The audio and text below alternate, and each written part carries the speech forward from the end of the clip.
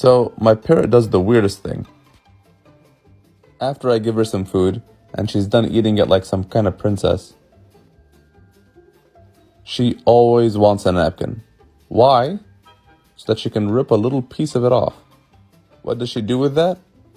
She uses it to clean her beak. And if you don't give it to her, she won't do her happy dance. Why are you like this?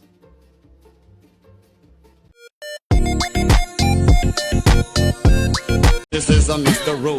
Romantic, funny, fantastic.